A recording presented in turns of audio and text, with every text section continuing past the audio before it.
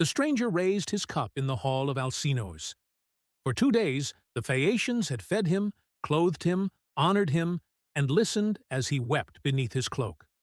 Now their king had asked the question the stranger could no longer avoid. "What is your name?" The man answered. "I am Odysseus, son of Laertes. Men know me for every kind of cunning, and my fame reaches the sky." He described Ithaca, a rugged island beneath a wooded mountain, set farther into the western darkness than its neighbors. It was not the richest land he had seen. Calypso had offered him immortality. Circe had offered comfort in her halls. Neither could persuade him to forget it. Nothing, he told them, is sweeter than one's own country and one's own parents, even when a person lives in wealth far away. Then Odysseus began the story of the journey that had cost him everything. The wind carried his fleet from Troy to Ismarus, city of the Ciclones. Odysseus and his men attacked it. They killed the men, took the treasure, and enslaved the women. Odysseus divided the spoils and ordered everyone back to the ships. His crew refused. They slaughtered sheep and cattle on the shore. They drank until discipline disappeared. Meanwhile, Ciconian survivors summoned warriors from inland, men trained to fight from chariots and on foot. At dawn, they came in numbers like leaves. The battle lasted until sunset. 6 men from every ship were killed before the fleet escaped. The survivors sailed away grieving, glad to be alive and sickened by the empty places at the oars. Then Zeus drove a northern storm against them. The wind tore the sails.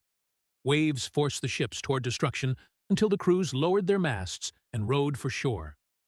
For 2 days they waited. When they sailed again, a current and another gale swept them past the turning toward Ithaca and carried them for 9 days across the sea. On the 10th day, they reached the land of the Lotus-eaters. The people there did not attack.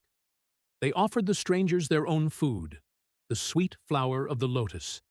The men who tasted it forgot the purpose of their voyage. They did not want to report back. They did not want to return home. They wanted only to remain among the Lotus-eaters, eating the flower and letting memory disappear. Odysseus dragged them to the ships as they wept. He bound them beneath the benches and ordered every sailor aboard before anyone else could taste forgetfulness. The fleet sailed on and came to the country of the Cyclopes. Across a narrow channel lay an empty island crowded with wild goats. Odysseus left most of the fleet there and crossed with one ship to investigate the smoke rising from the opposite shore. He chose 12 men and carried a skin of dark wine given to him by Maron, a priest he had protected during the raid on Ismarus. The wine was so strong that 1 cup was mixed with 20 measures of water, yet its fragrance filled the room. Odysseus did not know why he would need it. He only sensed that the owner of the distant cave might possess enormous strength and little respect for law. The cave was empty when they entered. Cheeses filled the baskets. Lambs and kids stood separated by age. Pails brimmed with milk. The crew begged Odysseus to take food, drive the animals to the ship, and escape. He refused. He wanted to see the cave's owner. He expected the stranger's gift that custom required a host to give his guest. That desire held them there until evening. Polyphemus returned with his flock. He was a Cyclops, a giant shepherd, with one eye set in his forehead. He carried a load of dry wood and threw it down with a crash. Then he rolled an immense stone across the entrance, a stone the men could never move. When the fire revealed the strangers, Polyphemus demanded to know who they were. Odysseus said they were Achaeans blown off course after Troy. He asked the Cyclops to honor the gods and protect helpless guests. Zeus himself, he warned, watches over strangers. Polyphemus laughed. The Cyclopes cared nothing for Zeus, he said. They were stronger than the gods. He would spare or kill these men according to his own desire. Then he seized 2 sailors, struck them against the ground, and devoured them. Odysseus reached for his sword. He could kill the sleeping monster. But the great stone would seal every survivor inside the cave. So he waited. At dawn, Polyphemus killed 2 more men, drove his flock outside, and replaced the stone behind him. Odysseus found a heavy length of olive wood. He cut it down, sharpened one end, hardened it in the fire, and hid it beneath the dung. 4 men were chosen by lot to help him. That evening the Cyclops returned and ate 2 more captives. Odysseus approached him with a bowl of Maron's wine. The taste delighted Polyphemus. He demanded another cup, then another. "Tell me your name," he said, "and I will give you a guest gift." "My name is Nobody," Odysseus answered. "My parents and companions all call me Nobody." "Then here is my gift," said Polyphemus. "I will eat nobody last." The Cyclops fell backward, overcome by wine.